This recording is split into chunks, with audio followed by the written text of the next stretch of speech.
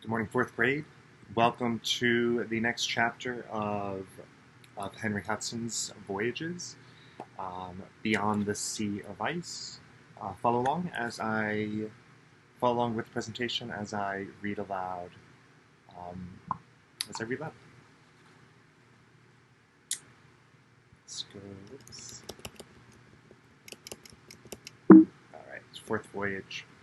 As always, as you listen and follow along to the read aloud, think about all the events that are included in Henry Hudson's fourth voyage.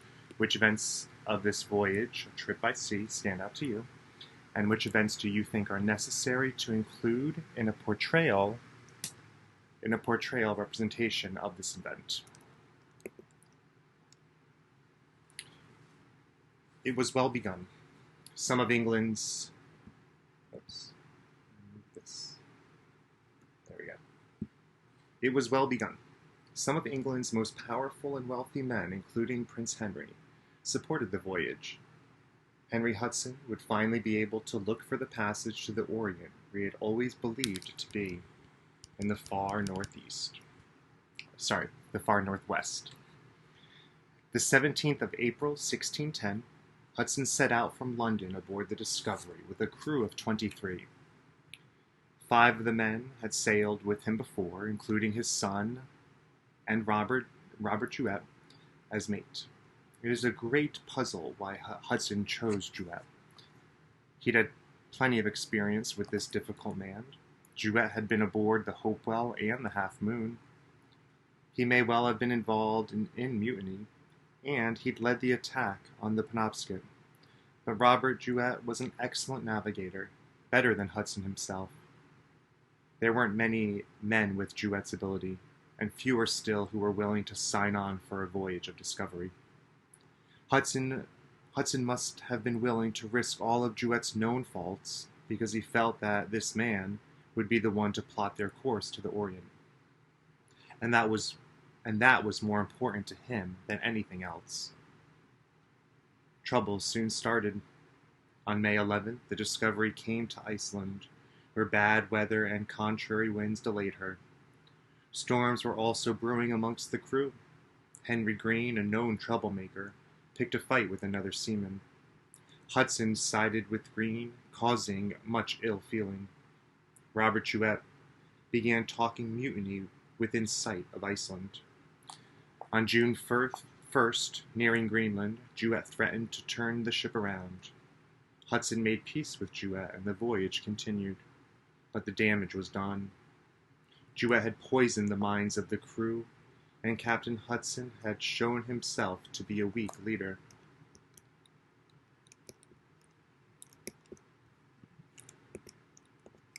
Oops.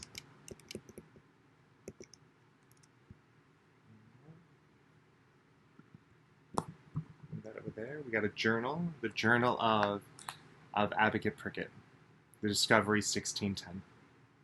July. We had a storm that brought the ice upon us so fast that finally we were forced to attach ourselves to the largest piece of ice and let the ship lie there. Today some of the men fell sick.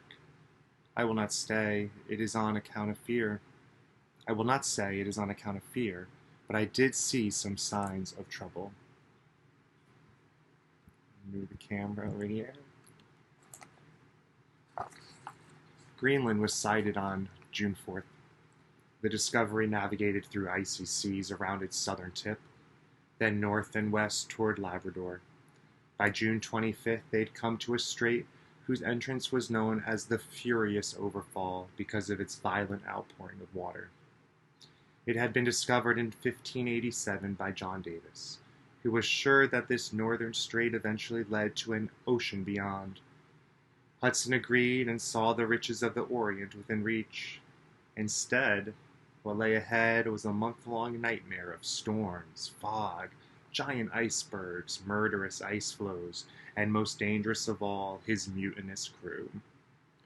What started with grumbling soon became a confrontation. Robert Juet mocked Hudson's claims that they'd be in India by February. Hudson got out his charts and showed the men that they'd already gone further than any Englishman before them. Normally, a captain never showed his charts and never explained himself to the crew. A captain gave orders and his crew obeyed. Henry Hudson didn't have that control, yet somehow he convinced the men to keep going.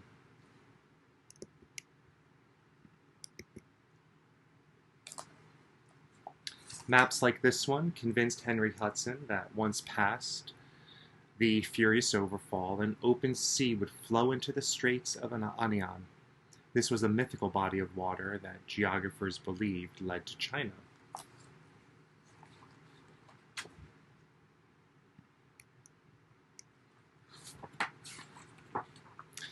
In early August, the Discovery sailed through a narrow pass. On either side were stark, soaring cliffs of rock and ice. Yet this grim corridor opened to a clear, ice-free sea. It was Hudson's first view of what must have seemed to him the end of his troubles. He was sure this would take him to the Anian Strait, the fabled passage to the Orient. Instead, it led to an enormous bay. Hudson spent the next 3 months looking for the Anian. He had nothing to guide him but his belief that it existed, and that it was only a matter of time until they found it. The complaining began again, with Juet the leader of the descent. Another captain might have put him in irons. Henry Hudson held a trial. Juet was demoted and his pay cut. It didn't solve the problem. In fact, it made it worse. By the end of October, it was already too late to get out the way they'd come. Ice had trapped them in the southern corner of the bay. On November 1st, the Discovery dropped anchor in a pocket sheltered by 3 hills. Abacook Prickett and Philip Staff, the ship's carpenter, were sent ashore to find a sheltered place to spend the winter.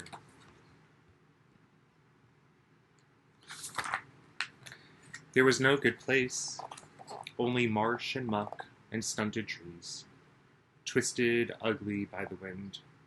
They chose the least bad place, and working like donkeys, they hauled the ship on shore. By November 10th, the Discovery was frozen fast. In December, Hudson ordered Philip Staff to build them a house. The carpenter argued that it was too late in the year. The wood was hard as stone, and the nails would freeze in his hands. Hudson swore at his carpenter, threatening to hang him if he didn't obey. Staff pieced together a shack, but it was of little use against the brutal winds and piercing cold. The Arctic wind closed around them. The men suffered from the unbearable cold. The lack of fresh fruits and vegetables brought on scurvy. This disease caused their gums to turn black and bleed. Teeth fell out, and some men grew too weak to move. The days of endless night dragged on. The birds saved them. First, it was the snow-white Arctic ptarmigans. First, it was the snow-white Arctic ptarmigans. They came in flocks all the long winter. Hudson reckoned they'd kill some 1,200 of them. When the ptarmigans left in early spring, other fowl came: ducks, geese, and teal. The Journal of Abacook Prickett, The Discovery, 1610. December. The carpenter told him that the snow and frost were such that he neither could nor would do it. And when the master heard this, he called for him in his cabin to strike him, calling him many foul names, and threatening to hang him. The carpenter told our master that he knew his job better than the master, and that he was no house carpenter. The house was finally made with much labor, but of little use.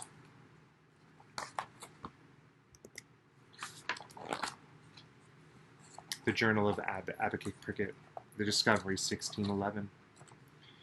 He brought all the bread out of the breadroom, which came to a pound for each man's share. He gave them also a receipt, insisting that they have it to show, if it pleased God, that they came home. And he wept when he gave it to them.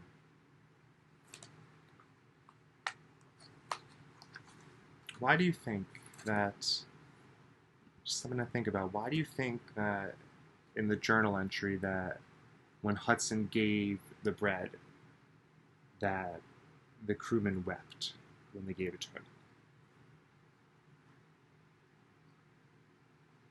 I think that's a sign of despair, a sign of losing hope, knowing that they might not survive this voyage.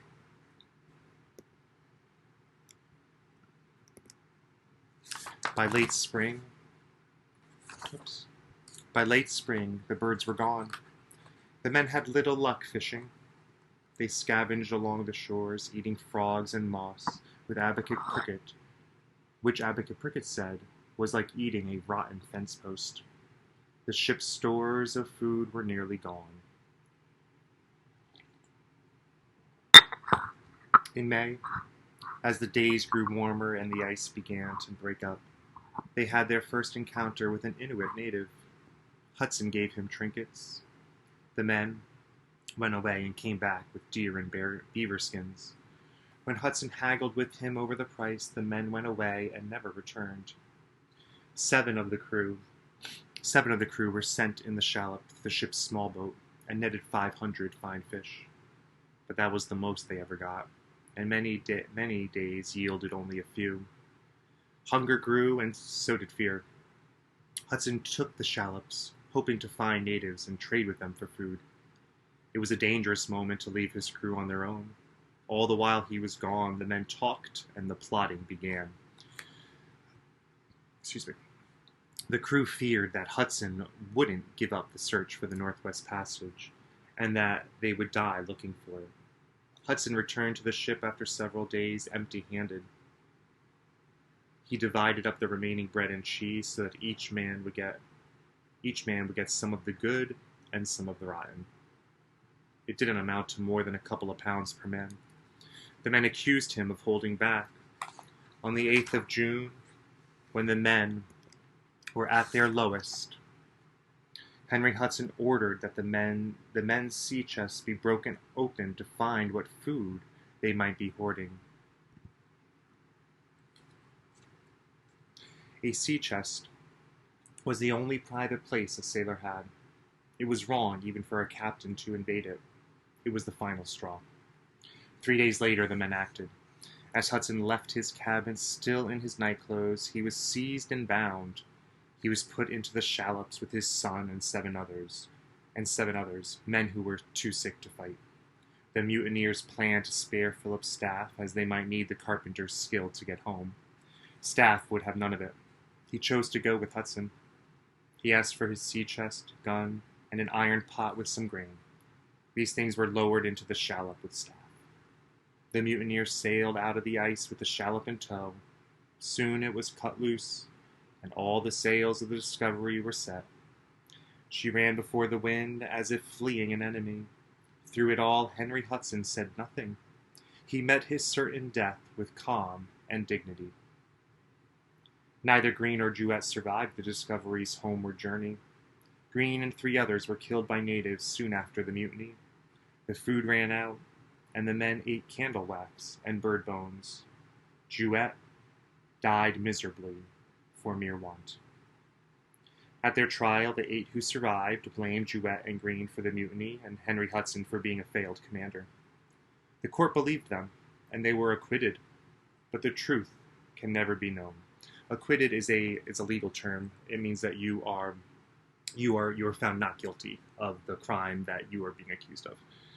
So the court believed them, and they were acquitted, but the truth can never be known. The Journal of Abacate Cricket, the Discovery 1611, June 22nd. Let me move my video. There we go. Now all the poor men were in the shallop. Their names as follows: Henry Hudson, John Hudson, Arnold Lodlow, Sidorak Fanner, Philip Staff, Thomas Whitehouse, Adam Moore, Henry King, and Michael Butte. The ship sailed out of the ice with the shallop tied to its stern, and when it was well out, they cut the shallop adrift. They set the ship's topsail and sailed eastward into a clear sea.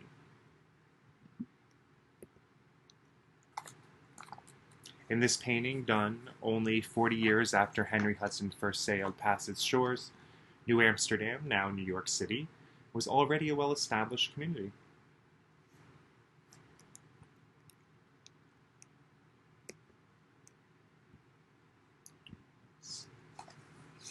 The belief in the Northwest Passage was still very much alive.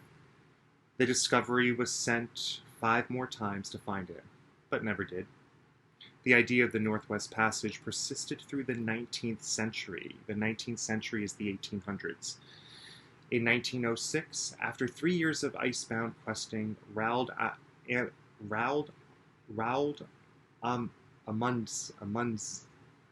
Amundsen, I gotta look that one up. Roald Amundsen did find a western route through North America. He commanded a steam-driven iron-hulled ship that was quite different from Hudson's frail wooden vessel.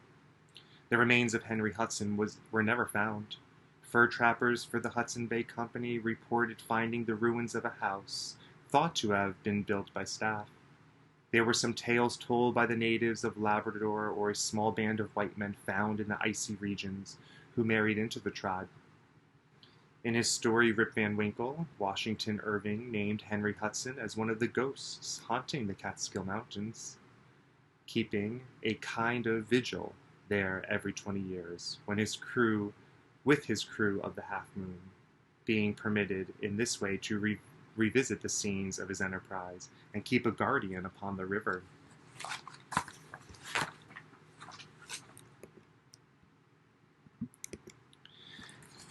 The author's notes. While researching this book, I was able to visit the replica of the Half Moon docked in Kingston, New York. Setting foot on that ship was a revelation. It was so small. Even with only 18 men, it would have been terribly crowded and miserably uncomfortable. The crew slept in a dank crawl space. The captain's cabin was a little more comfortable, but far from luxurious. It was amazing that anyone would set sail on the Half Moon under the safest conditions. Yet the desire to find a new route to the east was so strong that men set aside comfort and safety in his pursuit. Throughout the text, I've used the term, quote, Indian, end quote, to refer to the people of North America, because that is the word Henry Hudson used. Even though, by 1600, Europeans understood that the land across the Atlantic was not India. I've also used Nova Zembla to define the crescent north of Russia, although on modern maps it's known as Novoya Zemlya. The journal entries from each voyage have been modernized in regard to spelling and somewhat revised for clarity. I'll go back to the beginning of the slides and then take a look at the task. It's similar to the same few the past 3 weeks. What key details stand out from this voyage that you want to use to portray your representation? Looking forward to seeing what you guys create.